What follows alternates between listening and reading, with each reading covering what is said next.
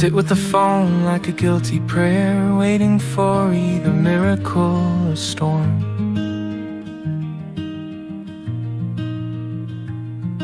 The house breathes between worlds and I count the clock as if time could be trusted.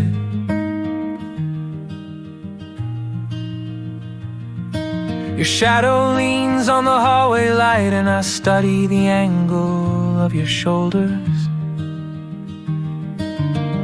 I map the ache into steps I cannot unlearn, tracing the way back to any moment of light.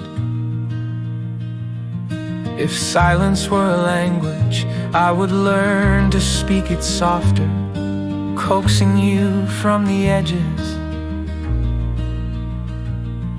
My hands remember how to hold a fevered forehead, but not how to hold a universe steady.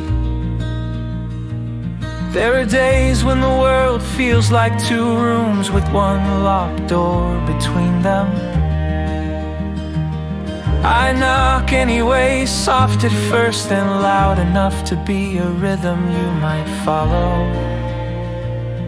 Your laughter a brittle coin I polish for hours and hide where grief cannot find it. I barter pieces of myself to buy small suns for your mornings, hoping they survive the night. You told me once that you glimpsed a place that felt like home, like salt and silence. I keep that image like a dangerous seed, half holy and half heartbreaking.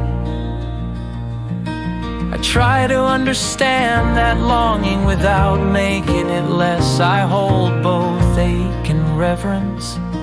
If longing is a map I cannot read,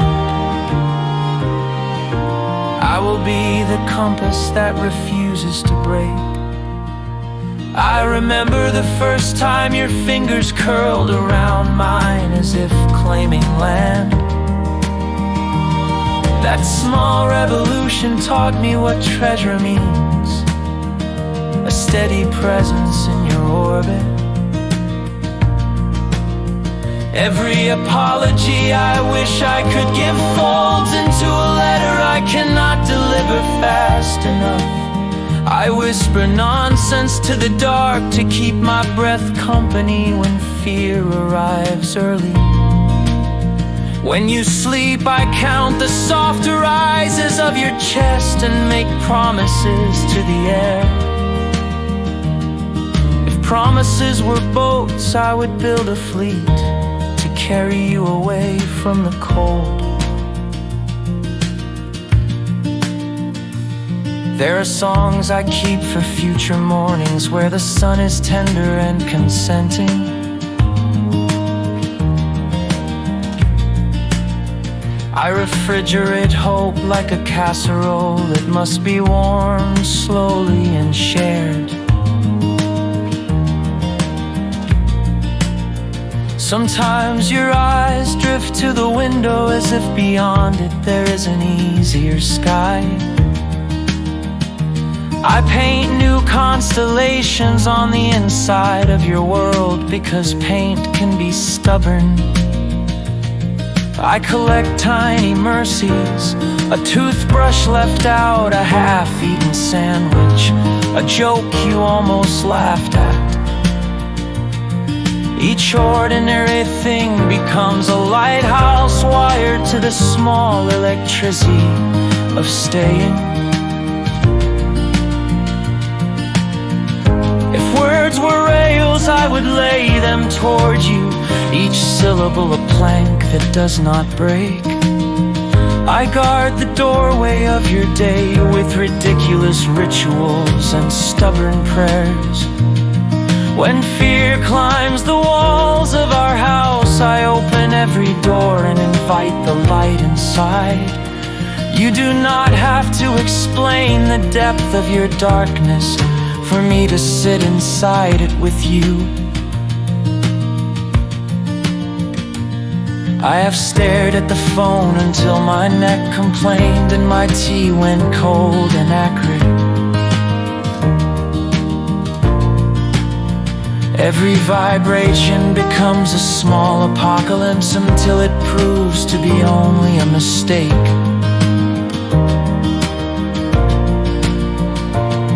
My friends tell me to rest, and I promise them honesty in small, breathless fragments. Sleep has become an occasional passport I stamp and hand back with trembling fingers. I practice names of doctors like litany voices with steadier hands and listening ears. I patch the gaps with appointments and numbers and the firmness of professional help.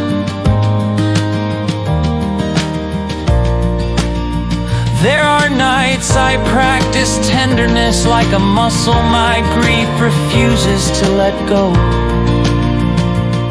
I rehearse the simplest question until it sounds like a bridge. Are you safe right now? Sometimes the answer is a thin thread that I hold between my teeth and refuse to drop. Other times it is a silence that says so much more than any careful language.